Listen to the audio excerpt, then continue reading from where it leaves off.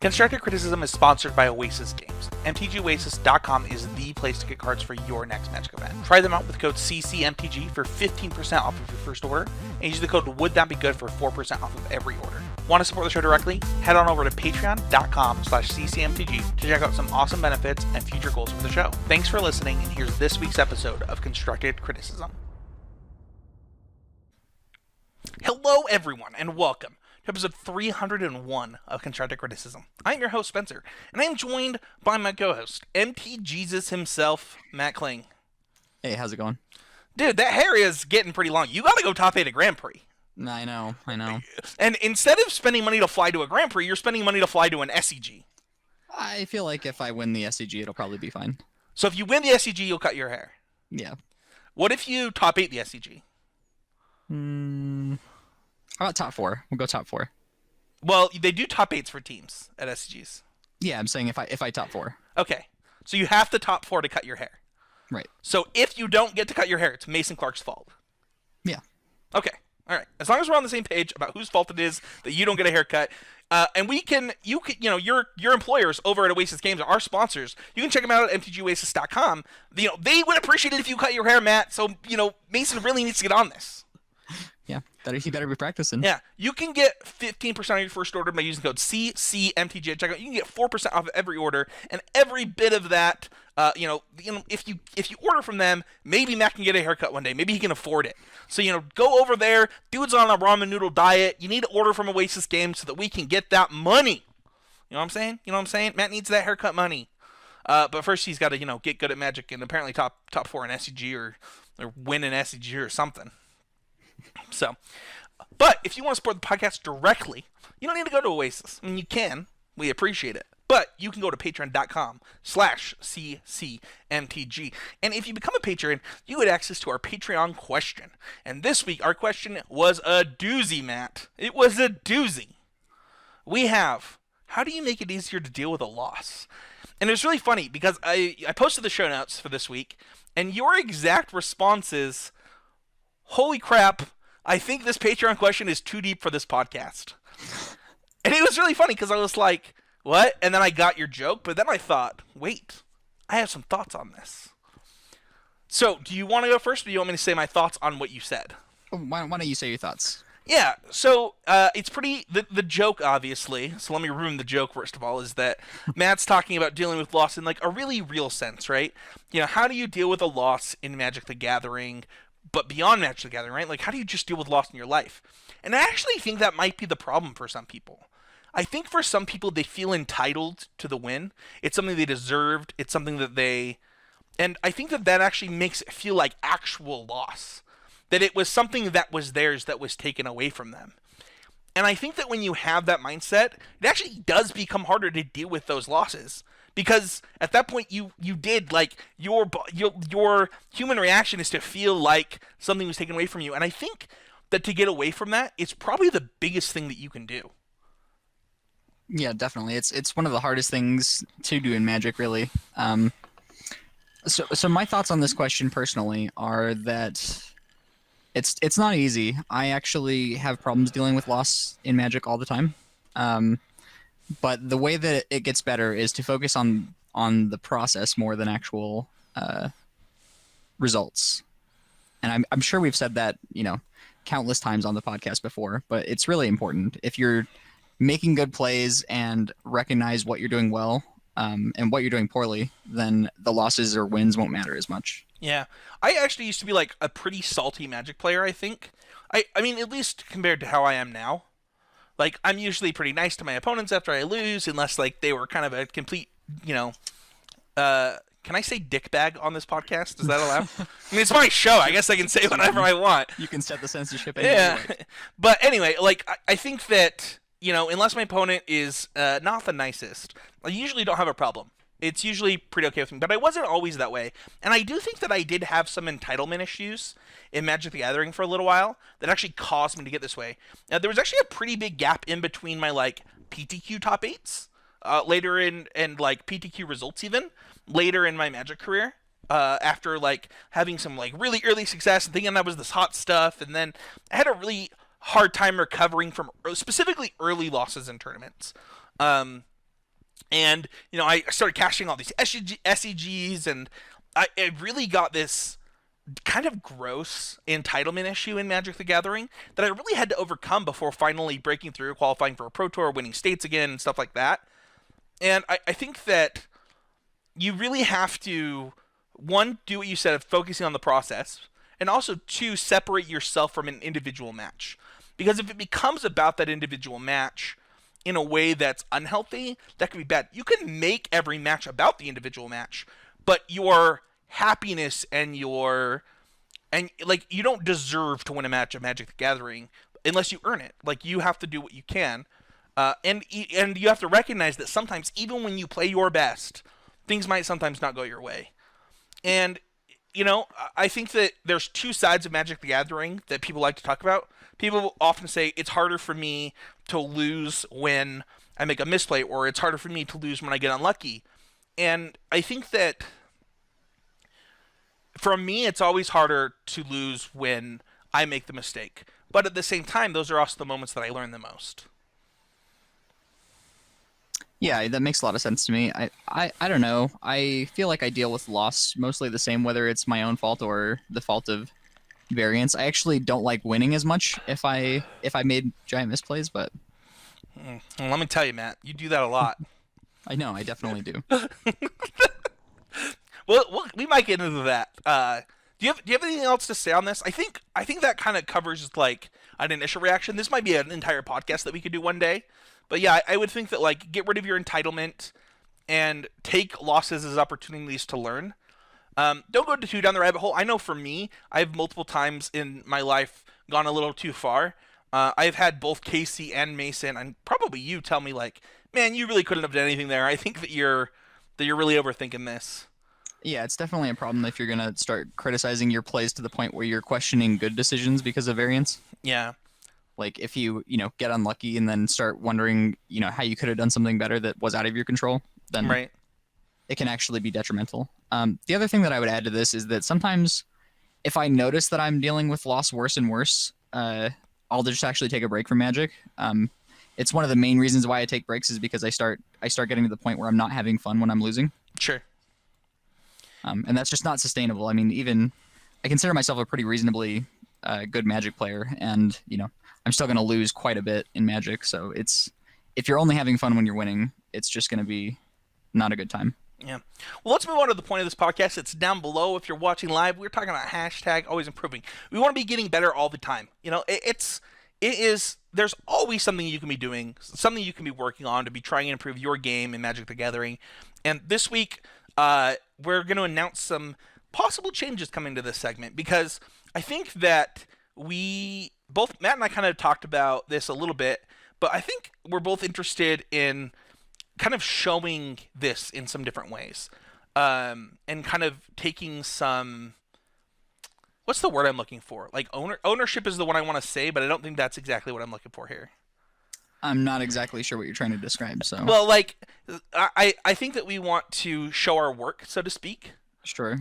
and be honest and open about things that are going on in our Magic lives. And so the things that we've talked about doing are tracking win percentage, tracking 1K and challenges caches, talking about arena rank, and we're also open to like what you guys want us to track and talk about on this segment.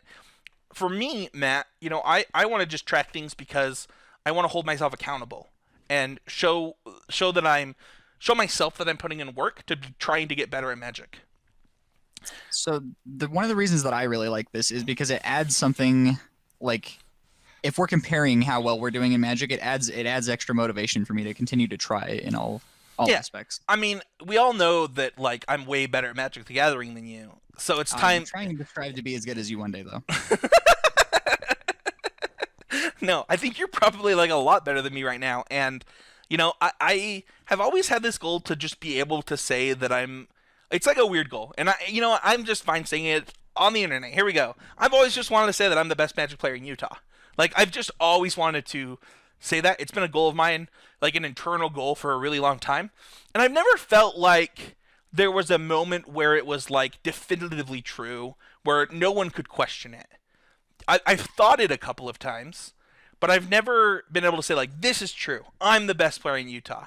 When I qualified for my first Pro Tour, I had, Quentin had just like back to back qualified right after me, like skipped one and like qualified, and like I think Quentin was probably the best player in Utah at that time, and like, when I won states, like both times that I won states, like that's why states meant so much to me.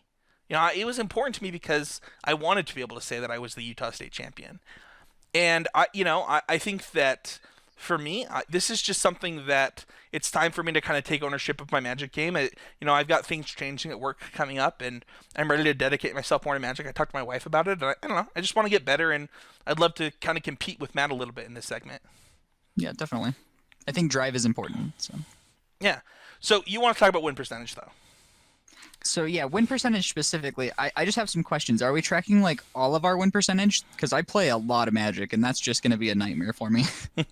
I don't know. This is something that you and I can discuss. So the listeners, right? Like, what do the listeners want us to track? What do they want us to bring up in this segment? Like, I don't just want to track challenges or just track like I'm fine if you want to do like the things that you're doing in Magic, right? So if it's like, here's my arena rank, here's what I played in the challenge, here's my record, my combined record in these formats or something. I don't know. What do you want to track? Yeah, I think it could be reasonable to track like just more competitive events rather than just ladder grinding or league grinding or things like that. Yeah, I think this is something that will evolve this segment into kind of a competition between the two of us. Find a ground that we both agree on, and then also hopefully the listeners can join in, right? Like we can have a weekly check-in in the Discord where people can be like, here's my this, here's my this, here's my this, and kind of make it like a competition and maybe give out some swagger stuff every so often. Yeah, I think that'd be cool. So, with that being said, Matt, I still have some things that I want to talk about for Always Improving this week. Because I put my money where my mouth is. I said Golos was the best deck, and I basically dropped from a tournament at 1-1 to play in another tournament with a deck that I thought was way better. And To be fair, I think you were probably playing close or the best deck in both formats. So I agree. So for those who don't know, I was playing Amulet Titan in Modern at a 1K, and there was another 1K that was free for the Game Grid Championship, and I had Golos with me. And I knew that if I did not start 3-0, I was going to drop and play Golos. Then I saw the size of the standard tournament. I was like, I'm definitely dropping. So we had a 5-round standard tournament versus a 6-round modern tournament where I was already 1-1. And so I switched up, but I want to talk really quickly about things that I learned about Amulet Titan. Because there was a specific play, Matt, that you got to witness. And it was really funny because you knew what I was thinking while watching me. I guess you probably saw me pull the lands forward. But why don't you... Yeah. I mean, yeah, you like kind of shuffled them around a few times and went back and forth on which one you were deciding on. Why don't you talk about it, and then I'll explain what I did and what I thought. Talk about what I thought you were thinking? Yeah. Well, so basically, you were tutoring up with a Primeval Titan against a Grixis... relatively slow Grixis deck. Yeah. So it was like Grixis Control-esque, and you had a Field of the Dead in play, and we were about to go get land 6 and 7, and you were deciding between getting another way to make a Titan and otherwise getting Vesuva and something to make an extra Field of the Dead. Right. Basically, you didn't have another Titan ready to go, so it makes sense to go get another way to find Summoner's Pact, like Teferi West and the Bounce Land. Right. But and that's the play that you ended up going with. But I think that my intuition would have been to grab the second Field of the Dead, because I don't think that deck is likely to be able to beat 2 Field of the Deads making zombies. Yeah, so I ended up grabbing second Titan because we had a conversation about like the rules of Titan with Mason before the tournament. And, one of the rules is, like, if you can't kill them, just make yourself another Titan. You'll probably be able to kill them next time. And as I was doing it, I was about to go grab... So the first thing that happened was like, okay, well, I can't kill them, so let's go make another Titan. And then I was like, wait a second.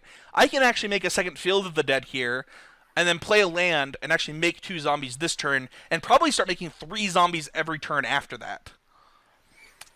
Yeah. And so I actually had a really hard time deciding which to do. Ultimately, I went back to the rule that we had set, and I ended up I think losing that game by getting burnt out.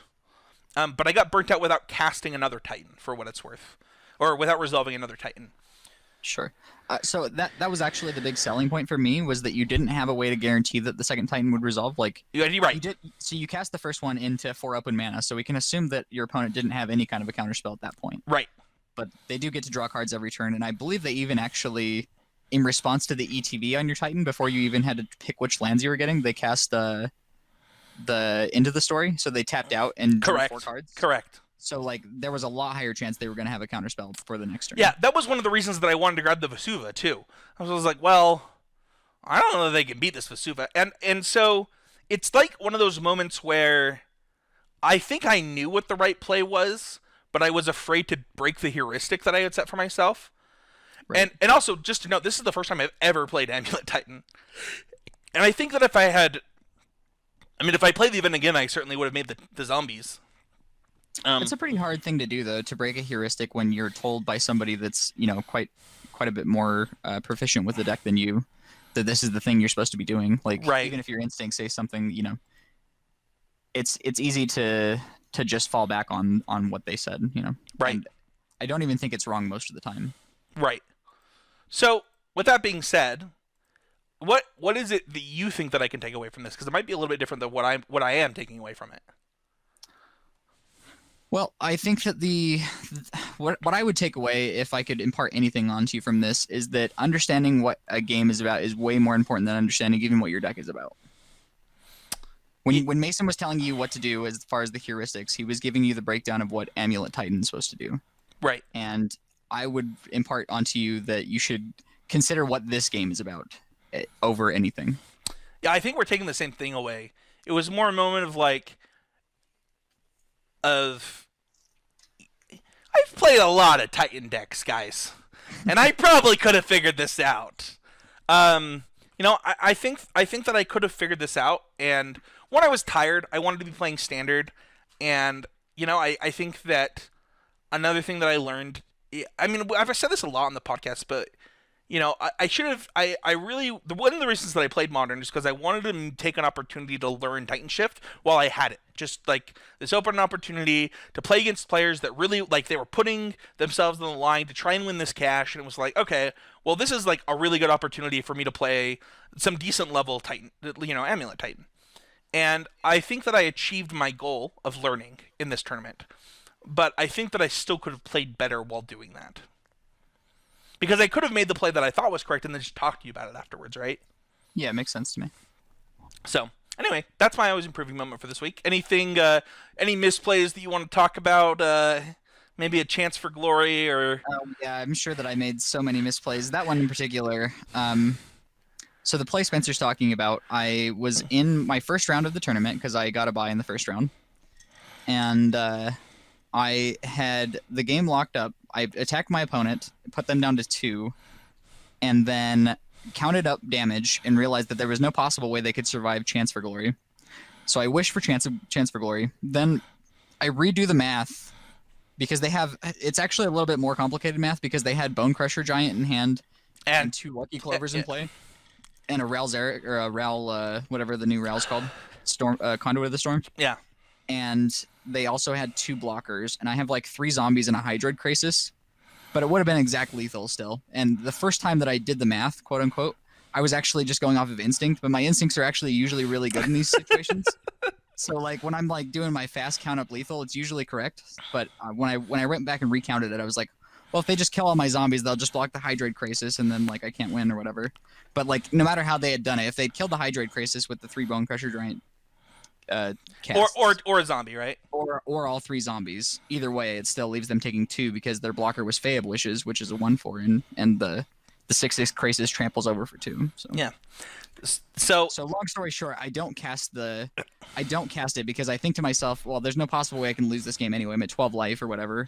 Pass the turn to my opponent and find out that apparently minus Ral with 2 Lucky Clovers in play and then Bone Crusher Giant in hand is actually 12 damage. So he's actually on board lethal. Yeah. So that's not the only Matt Kling style punt of that tournament, though. I know there was another one like right after that, but I've already forgotten what it was. It was a Kethis. Kind of things. It was a Kethis activation on black to get your opponent's black creature. Do you remember it? Oh, a Kenrith, yes. A Kenrith, sorry. Yes, yeah. just so everybody is aware, if you reanimate a creature out of your opponent's graveyard, they have control of that creature. It's not pretty. It's really funny. You this I don't. I mean, you're not on the podcast. Like this is your third week back, right?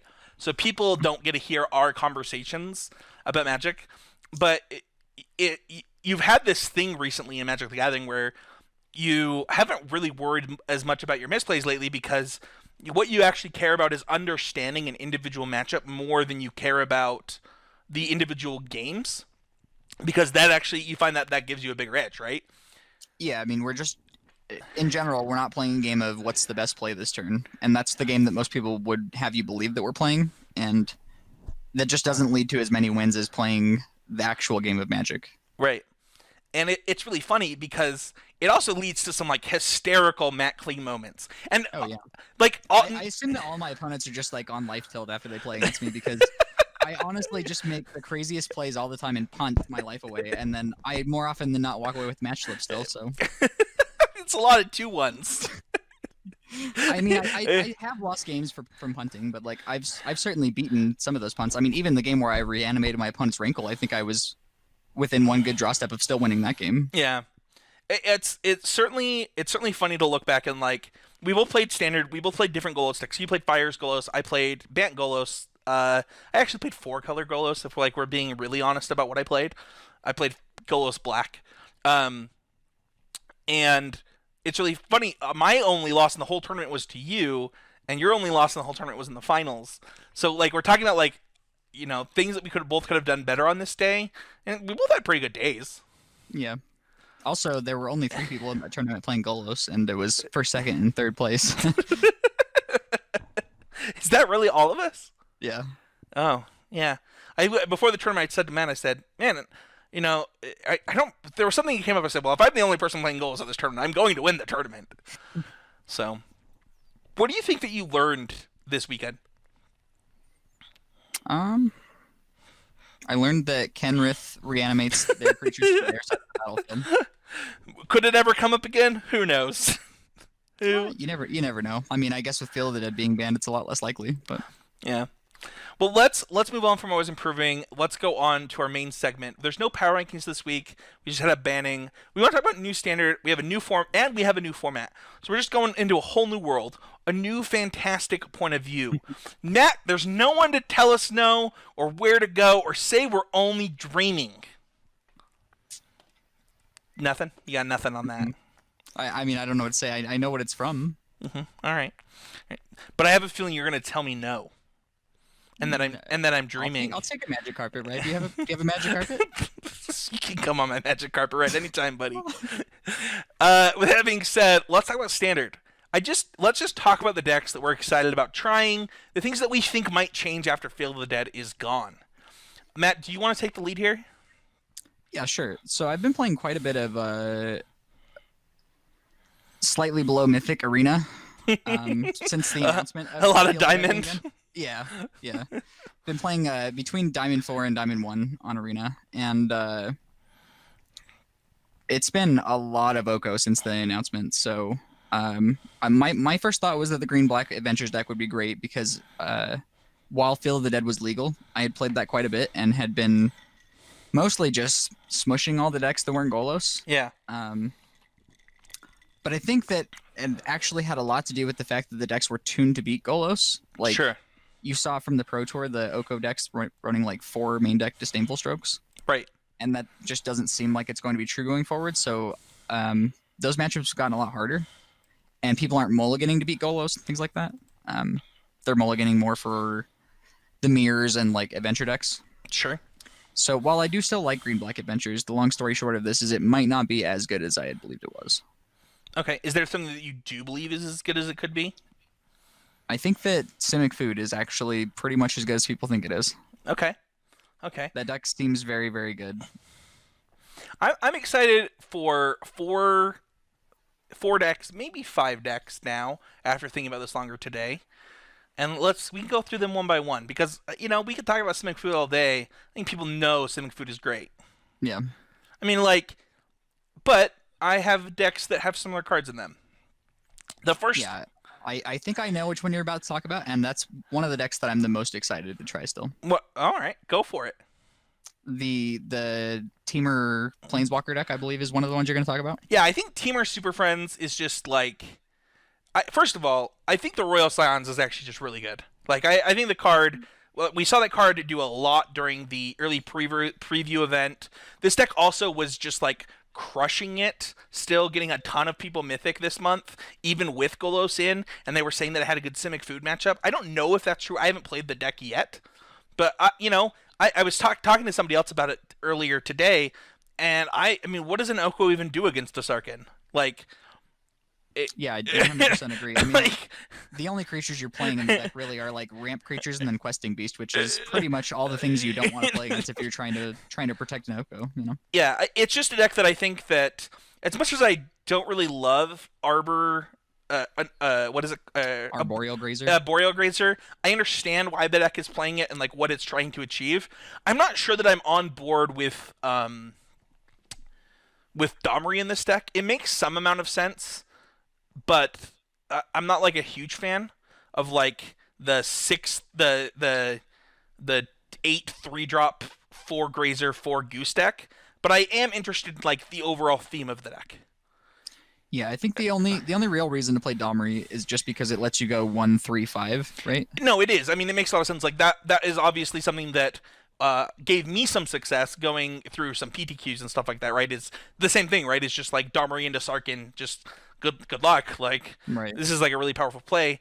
But I think Questing Beast does a fine job, and you could follow that up with a Sarkhan or a Skargan Hellkite.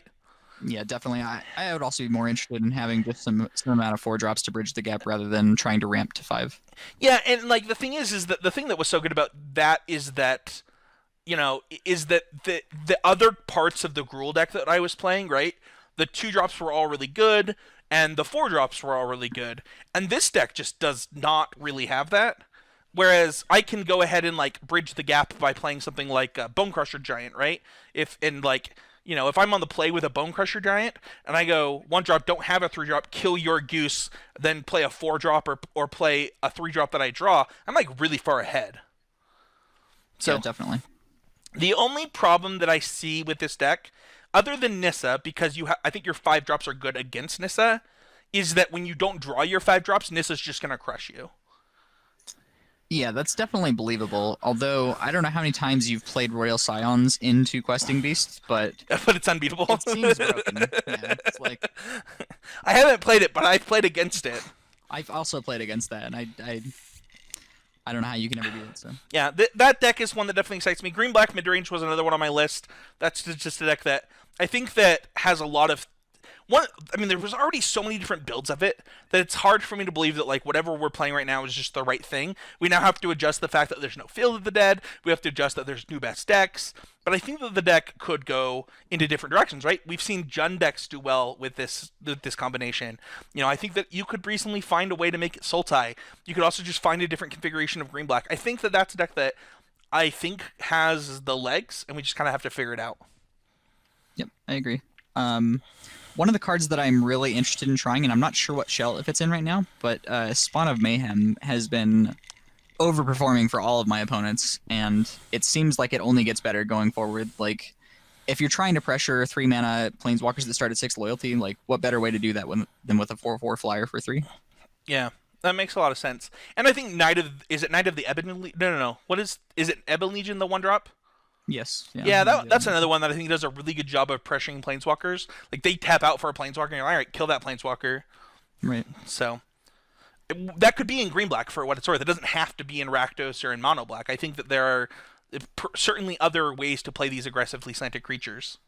Yeah, I definitely had some plans to try out, like, a mostly Mono Black aggro deck with, like, Once Upon a Times and Questing Beasts. Yeah, I had the same thought. There you go. So, the next one is Temur Elementals. This deck is obviously good. We already know it's good, but you just could not beat Field of the Dead with this deck. Yeah. Like, there's just no way.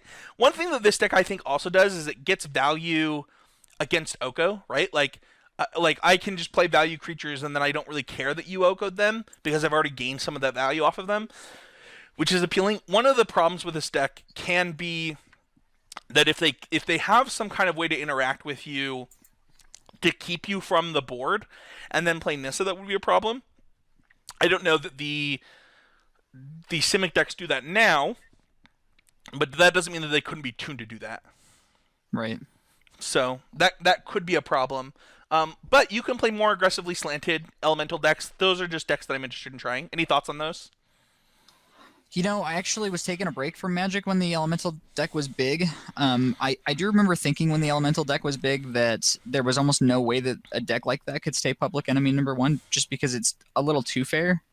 Yeah. Right? Like it takes a very specific format. It's reminds me of the format where Team Energy was the best deck, right? Yeah. Like clearly this deck is doing something good, but it's rarely going to be the most powerful thing in the format. Yeah, I think that this is like the metagame is ripe. Like people aren't playing things that are good against ETB creatures and that are good against a little bit of ramp, and like it fits in. But I don't know what its matchup against Simic Food looks like, and it's just something that I'm excited to see. But on the surface, it seems like you don't care very much about Oko.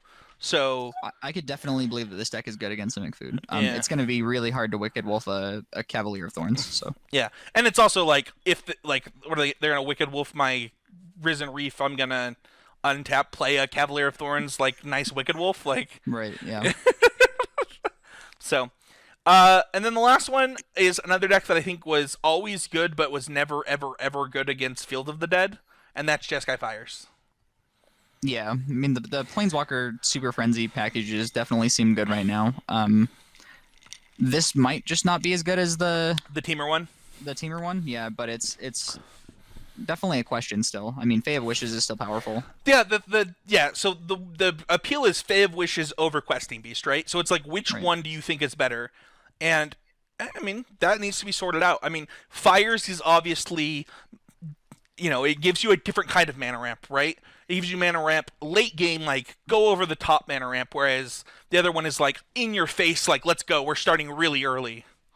Right, definitely. Yeah, it's more like a Wilderness Reclamation style ramping, right? Right. It doubles your mana on a lot of turns, but it doesn't really start doing anything until turn 4. So what do you think? You think that Fae of Wishes is done? You think that there's... I mean, we had a Grixis Fae of Wishes deck in the top 8 of the 1K that we played in this weekend. I mean, I had plans to try to go deep, really. I was going to try to play Golos without the Goloses or the Field of Deads. That's my last deck. It's not on the show notes, but straight up, Golos Fires and Golos Gates are 2 of the decks on my list to try out. Yeah. Yeah, I don't know if you still want the Golos. Maybe you do. Maybe it's just good enough mana fixing, and the ramp is fine, and like obviously the activation is pretty powerful. So I think you still want it, but I think Golos Gates makes a lot of sense because it grabs both Plaza of Harmony to like be like this 3/5 that like just like no aggro decks, like stop, this is not happening for you, while also like being this thing that's like, all right, well I ran out of spells, let's just activate Golos, like good luck. Right. So I think that it kind of fits into that deck really well. But I don't know. I mean, it's possible that it's just like a worse Cavalier of Thorns in that deck. So, you kind of have to figure that out. Right. And that could be true with whatever deck you're trying too, right? Whatever rampy deck you're trying with Fires, Cavalier of Thorns might just be better than that as well. Yeah, that's also believable. I mean, it's just definitely got a bigger body, so. Cool. Anything else in Standard that you're kind of looking at? I mean, I've been trying a bunch of nonsense too. I tried some of the green-white Adventures deck as well, but it was pretty underwhelming. The deck is great when you're popping off with the Edgelord, but otherwise not so good. It's funny because to me, it seems like you would like it's supposed to like Gideon might just be a playable Magic card.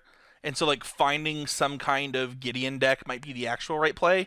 And maybe that's just Bant. Maybe you're just an Oko Gideon deck with Goose, but I don't know. That seems worse than just like playing aggressive creatures into Gideon. Yeah, it's possible. I definitely had a lot of success with Gideon specifically in the deck before, just because it can't be Oko'd, which is really nice. But I'm not convinced that that's better than anything else. Like, you can also just Murderous Rider and Oko, right, for the same amount of mana. So yeah, exactly. I mean, Murderous Rider is just like obviously a great Magic card from what I've seen so far. And I would be more interested in figuring out what that looks like. Right. Do you think white is just the worst color in this format? Yeah, probably. I don't think it's significant though. Like I think that all the colors are pretty well represented in the standard actually. But yeah, I think if I had to choose one to be the worst in the standard, it's probably white. Yeah, I think so too. It was something that I was noticing when I was thinking about decks, and I'm already not inclined to like white decks, but like I'm a pretty big fan of like Naya decks and green white decks and Esper decks and things like that. Blue white control is a deck that I'm huge, and I was like kind of thinking about blue white control. I was like, oh, like if Teferi's not going to see a ton of play, is this something that I want to be doing? And then I kind of looked at the removal for blue white, and I was like, well, this is really bad. And then I kind of thought about like, well, what does the mana look like for Esper? And I was like, this looks really bad. Um, it's just hard to kind of figure out like what things look like. Blue black control might be a little bit more interesting to me if we're gonna like go hard control. But it might even then be more of a mid-rangey value-driven deck than we're used to. And at that point, why not just play Grixis? Because your mana is a little bit better with 3 colors with something like Fabled Passage. Sure. I do think that Teferi might be poised for a slight comeback. I know he hasn't really gone away, but it doesn't seem like Teferi's in the worst spot right now. He's quite good against the Brazen Borrowers and some of the mana dorks. Like if you're on the play and you go Goose into Teferi or whatever, bounce your Goose. Sure. It's pretty powerful. Yeah, that's totally fair. Obviously less good against Grazer, but Well, that's it for standard from me. Do you have anything else you want to add? nope. I think that we pretty much covered most of what our thoughts are on standard. Cool. Well, let's talk about the new frontier. But that was a terrible joke. We're talking about Pioneer.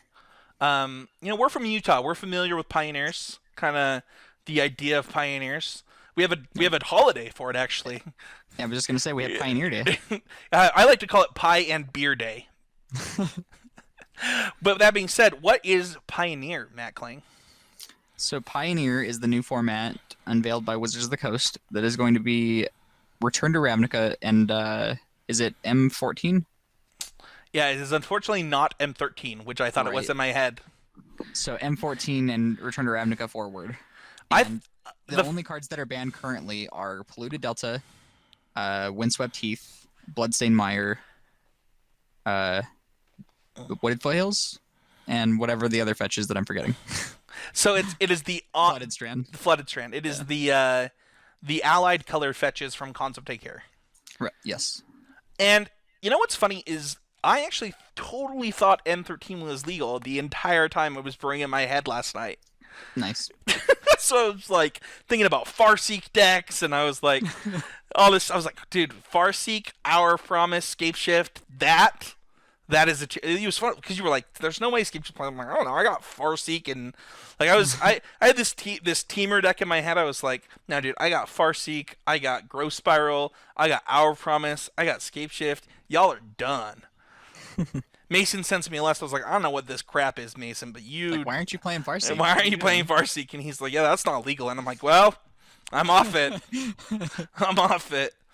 So, Matt, what decks are you excited about going into this whole new world, this new fantastic place to see? Well, so I think that the format is just much too new to talk about any specific decks that I might be excited about, because I haven't even gotten to that part, really. But what I would like to do is walk you through a little bit of what my thought process has been trying to figure out what I do want to play in this format. Okay. So this is my first time being reasonably entrenched in the competitive scene and looking at a format that doesn't exist yet. Sure. Right? So I have no metagame to pull any data from. So my first thought looking at this format, and I'm not going to say that this is the best possible way you can go into a new format, but this is the way that I did it. So the first thing I did was think about all the different interactions that I've already seen play in the format that I think are top tier poised to be well still. Yes, or do well still. And it's pretty easy when you look at like the most recent standard bannings. There are a lot of them that are currently legal in this format, and even a lot of the modern bannings and legacy bannings. Like we can look at things like Treasure Cruise and Dig Through Time, and Felidar Guardian was banned, Reflector Mage was banned. So this format is just full of banned cards. So I think that a lot of these interactions are going to be just as powerful now in this new format. The second thing I did was think about what are the best possible ways to interact with the format. Like what's my best discard spell in the format? All right, well we got Thoughtseize, so that's a good one. Yeah, we just have the best one. Yeah. What's the best counter spell in the format? And there's a lot worse news there because I don't think that there are any playable counter spells really. Like, ooh. There are like Silumgar Scorn, if you're going deep, like Wizard's Retort, things like that. But aside from that, we really don't have a lot, right? Oh man, I'm excited to talk about the deck I'm excited about.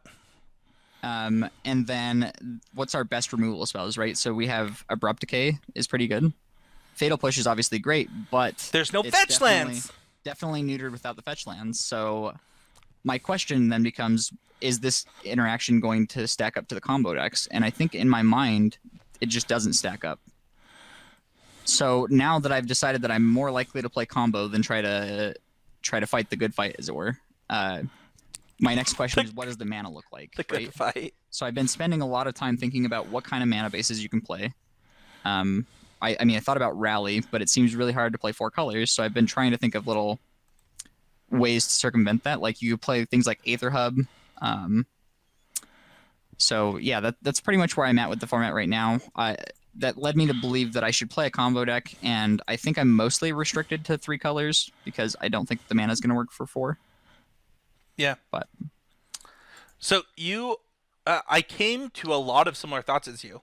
The first thing that I did is I thought about the most broken interactions. So I, and what are the best cards in this format is kind of the first thing I thought about. So the first thing I thought about is actually Teferi, and Narset. So I was like, well, there's probably a blue-eye control deck that I could come up with just built upon these 3 cards if I can interact early. And then I realized blue-eye control just doesn't have a lot of good early interaction. Like, no. Yeah, the removal's not really there. The counter spells aren't really there. Yeah, like you have Spell Pierce, which is awesome, but the removal in blue-eye control is awful. Now, that being said, it is entirely possible that Esper Control with Thoughtseize and Fatal Push and these Planeswalkers is a totally reasonable deck. You have Sphinx's Revelation, you have Supreme Verdict, you have Detention Sphere. Like, you definitely have the middle stuff, and the early stuff just happens to be in black, and you might have to adopt that. So, that's something to think about.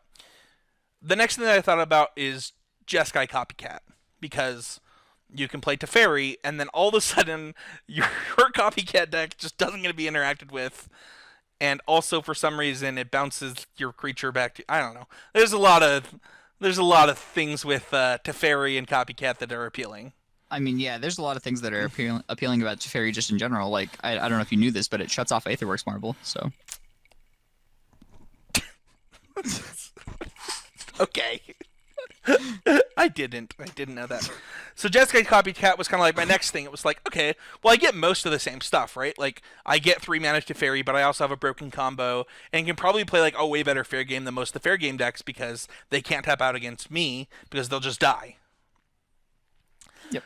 But lastly, I thought, okay, I came to the same thing as you. I was like, okay, so Thoughtseize is the best interaction. What are the best 1 mana spells in this format? Thoughtseize, obviously. And then I think the other one that people aren't realizing is Stubborn Denial. Because it's basically negate for 1 mana if you can make it work. So I spent a lot of time thinking about this today, Matt. And what can I interest you in a Grimflare, Stubborn Denial, Satyr Wayfinder, Thoughtseize, Traverse the Evenwald, Once Upon a Time, Oko, Liliana deck? Possibly. I did spend a little bit of time thinking about Jund-esque decks, and I think that you might just not have good enough creatures. Grimflayer was the only one that came to my mind. Yeah. But it has to do with Dark Confidant and a Tarmogoyf impression, and like it's just really hard for one card to do. Satyr Wayfinder adds a lot to the deck, and then you can play something like Tasker. I'd be more interested in playing Treasure Cruise. Yeah, I mean, that's true. I'm under the impression that Treasure Cruise is going to be the first card to go for what it's worth. Well, but I have a PTQ before they can even do bannings. Oh, that's true. There's a online PTQ on the 3rd or something? Yeah, there you go. I don't know. These are just my thoughts. Yeah. I mean, it's going to be pretty exciting. I mean, I've had some pretty cool thoughts as well. Like, I don't know if you considered the interactions between like Emery and Dig Through Time. But. Yeah, I thought about Emery decks. Those seem really broken, and you also just get to play them with Sai for some reason, which seems also really weird, especially since they're both legendaries, and then you have Mox Amber. I'm not sure what the correct way to go with it is. I've been trying to think about some Jeskai Ascendancy stuff, but that might also, not be good. Fun fact for you, Springleaf Drum is legal because it's in Gods. Born of the Gods. Born of the Gods. So that was something that I thought about. The other thing on this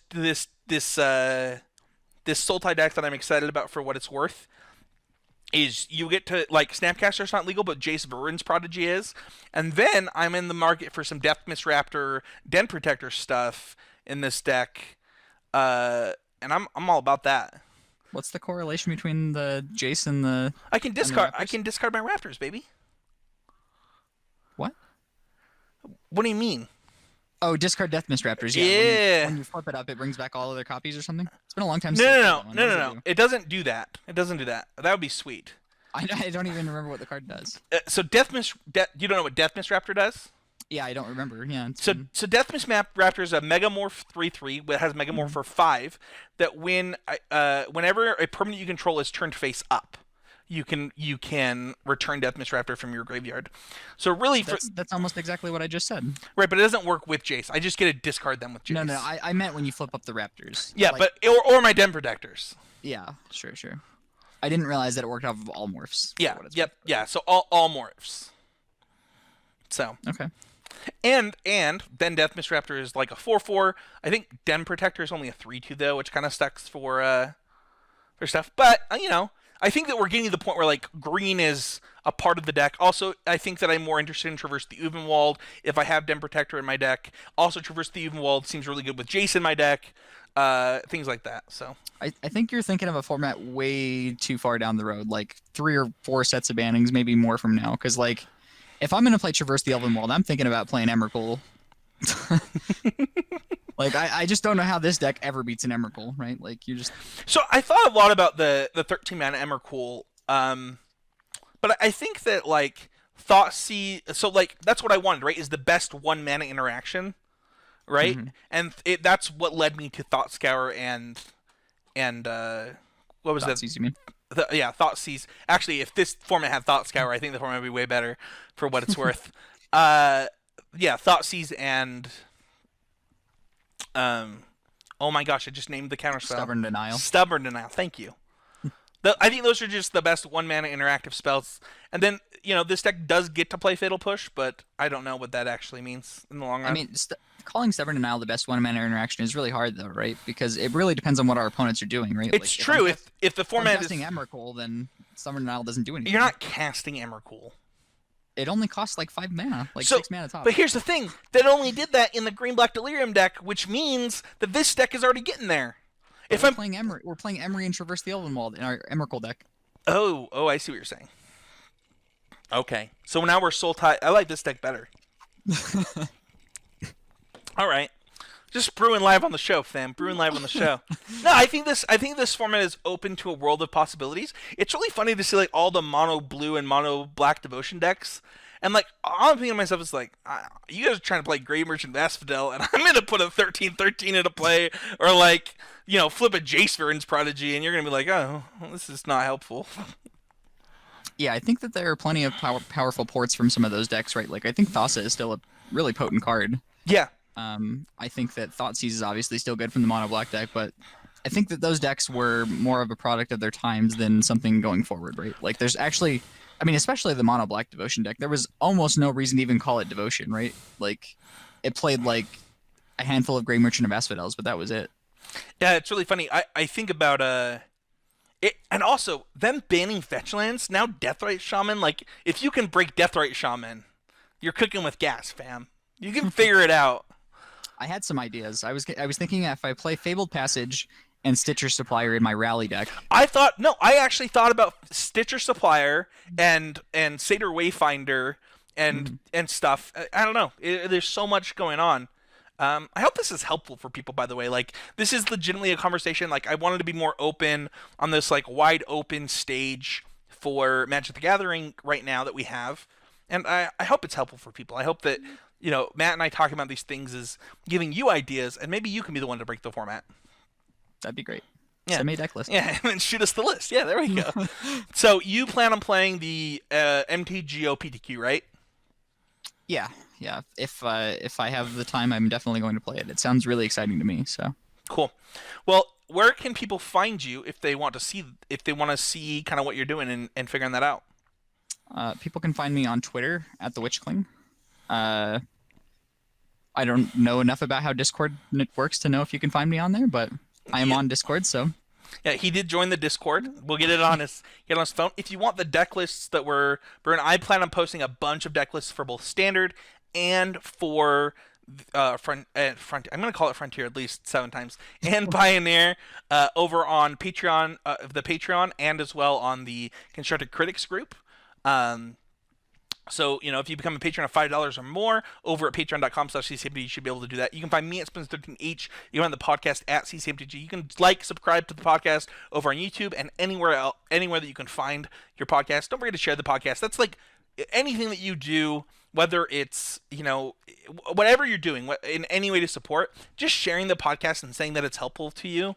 It's going to do far more than anything else. I mean, if you look at something like GoFundMe, they say that a share of a GoFundMe is $5 by itself on average. So just sharing it. If so many people come to me and when they leave Patreon, they say, "I'm so sorry." I'm like, never be sorry for that. And so many people come to me and they say, "I wish I could do more." And just share the show, man. Like that is going to do so much and bring so much value to the show, and it'll mean the world to us. You can join the Discord. You can join the Facebook group if you're a patron of $5 or more. We'll give you access to that group. And the Discord is going to have Patreon benefits moving forward. So you can be able to, at any level, you'll be able to post your Patreon questions in there. And it's going to be awesome moving forward. With that being said, Matt, we got a whole new world, a new fantastic point of view. What are you playing in Magic the Gathering coming up? So for standard, I am still unsure. I would like to play the Temur Planeswalker deck. If I were playing a tournament tomorrow, I would snap that off, unless it was something really important. In Modern, I would be playing Amulet as of tomorrow. And in Legacy, I have given it almost no thought, so... Yeah, so for me in Standard, Temur Planeswalker, same thing. In Modern, same thing. I'd play Amulet Titan. I might consider blue-white control, but I don't think so. It was something that I was thinking about looking kind of at the room this weekend, but I haven't checked MTG Goldfish to see if kind of what that looks like, and then the SCG. I was kind of going to look at the data to see if that's something I'd be interested in. Mm-hmm. And then I have no idea what I would play in Legacy either right now. We don't really have a ton of local Legacy stuff, so it's kind of harder. Where I'm starting in Pioneer, it's gonna be with the Sultai deck. I'm gonna try this out. But if that doesn't work out, I'll probably just resort to some kind of broken combo deck that I think that people aren't ready for. But I did think about Gruul Blitz or Mono Red Prowess though. I think Mono Red Prowess might be a nice gut check on the format. Right. I'm gonna go out and say that if you're not playing Felidar Guardian, Treasure Cruise, Dig Through Time, or Emrakul the Promised End on the first weekend, you're probably doing something wrong. Well, I'm just going to play Jeskai Copycat then. Reasonable. Well, that is going to do it for this week. Thank you, everybody, so much for listening. Don't forget to hit the like button, that subscribe button over on YouTube. If you're listening in podcast form, if you could leave a review, it means the world to us. Thank you so much, and we'll talk to everybody next week with another episode of Constructed Criticism.